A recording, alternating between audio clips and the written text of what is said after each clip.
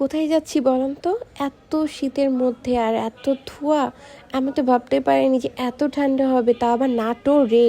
Hello everyone, আসসালামু আলাইকুম। তো আমরা বের হয়ে যাচ্ছি, নাটোরে যাব। নর্মালি আমাদের বাসের টাইম ছিল 12টার সময়, কিন্তু আমরা অনেক তাড়াতাড়ি বের হয়ে গেছি, যে কারণে একটু কাজ বাকি ছিল, যে কাজগুলো আমি কমপ্লিট করে নিয়েছিলাম। আর এখানে টাকা তুলতে একদমই ভুলে গেছিলাম, যে কারণে আমি থেকে চিল্লাছিলাম, কেন তুমি টাকা তোলো নাই? সব এটিএম বুথগুলো বন্ধ ছিল, বাট কি ভাগ্যিস উপশহরে একটা পেয়ে গেছিলাম। তো যাই হোক, আমরা চলে আসছি আর ঠিক টাইম মতনই বাস পেয়ে গেছি। তো আমরা আসার পরপরই বাস ছেড়ে দিছে। তো বাসে ওঠার পরে বেশিক্ষণ টাইম লাগে না, অনেক তাড়াতাড়ি আমরা নাটোর চলে আসছি।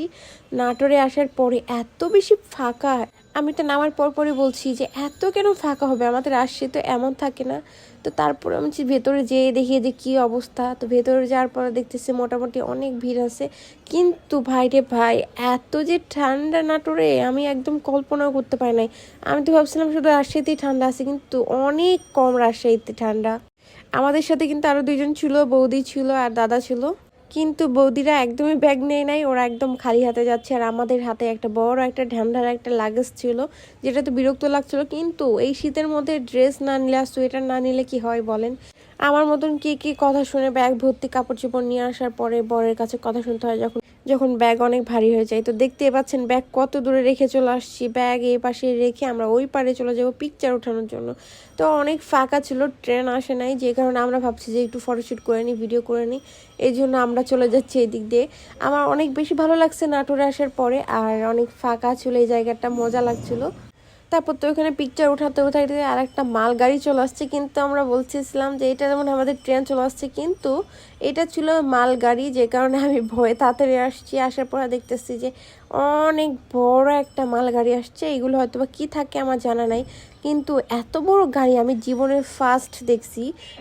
ট্রেন এত বড় দেখছি, অন্য কিছু ভাবেন না যে অন্য বড় গাড়ির কথা বলছি। ট্রেন এত বড় আমি জীবনে ফার্স্ট দেখছি। আর এটা দেখার পরে তো আমি তো অবাক হয়ে গেছি, আর খুশিতে দেখতে পাচ্ছেন যে আমি কিভাবে বলছি যে এত বড় গাড়ি কেন। তাই একটু ট্রাই করছিলাম যে গুনে দেখি তো পারি নাকি, কিন্তু না, একদমই না। আর কুয়াশা দেখে বুঝতে পারছেন যে কত পরিমাণে ঠান্ডা এইখানে। তো উৎস এখানে দাঁড়াইছিল যে ট্রেন কখন আসবে এটা নিয়ে একটু দাঁড়াইতে দেখছিল, বাট অন্যান্য ট্রেনগুলো চলে আসছে। এর মধ্যে বৌদি খিচুড়ি রান্নার কথা বলছে যে দেখ এত দেরি হচ্ছে, চল খিচুড়ি রান্না করি আমরা এখানে, চুলা নিয়ে আই। এর জন্য আমার খিচুড়ির কথা শুনে আমি তো খিচুড়ি খাবোই। তো আমি চলে আসছিলাম একটা স্টেশনের পাশেই ছিল দুইটা খাবারের দোকান, আর তার পাশেরটাতে আমরা চলে আসছি। খাবারটা এত সুন্দর ছিল, আর আমার কাছে অনেক ভালো লাগছে খিচুড়িটা। মোটামুটি মোটামুটি না, পারফেক্টলি একটা ভালো খাবার ছিল। নাটোরে যারা আছেন বা যারা আসবেন অবশ্যই ট্রাই করবেন, ভালো লাগবে। খাবারগুলো অত খারাপ ছিল না, ভালো ছিল, অনেক ভালো ছিল। তো ওইখান থেকে খাবার শেষ করে সেই আমরা এখানে টিকিটের টাইম দেখছিলাম যে কয়টার সময় ছিল এটার টিকিটের টাইম ছিল 1টার সময়, কিন্তু কিন্তু তখনও আসে নাই। আর তখন না, অনেক লেট করে ট্রেন আসছে। আমি তো বলছিলাম যে 2টার সময় হয়তো বা আসবে। এদিকে আমার মাথা ব্যথা ছিল সেই দুপুর থেকে। তো আসার পরপরই চা পাচ্ছিলাম না। তো এক ফ্রেন্ড বললো যে হচ্ছে এখানে চায়ের দোকান আছে, পাওয়া যাবে। তো যাই হোক, ওইখানে যে চা পেয়ে গেছি।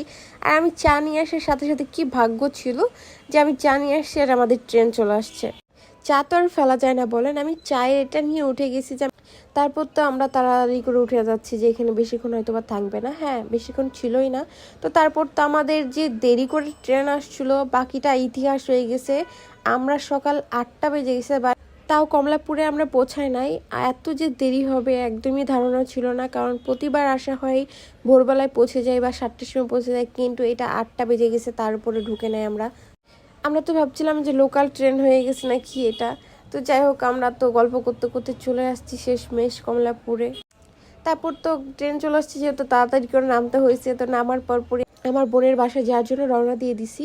তো আমরা এখানে বেশিক্ষণ টাইম নাই, একদম লাস্টে যেহেতু নামাইছে আমাদেরকে, তাড়াতাড়ি করে আমরা বের হয়েছি। বের হওয়ার পরপরই রিক্সা নিয়ে বাসায় চলে আসছি। এদিকে আসার পরে আমি জানালা দিয়ে হুট করে তাকায় দেখছি এদিকে কিন্তু বান্দর দেখা যাচ্ছে, আপনারা দেখতেই পাচ্ছেন। তো এই পর্যন্ত ছিল ভিডিও। সবাই ভালো থাকবেন, আল্লাহ হাফেজ। আর অবশ্যই ফলো দিবেন, আর নেক্সট ভিডিও দেখতে পাবেন।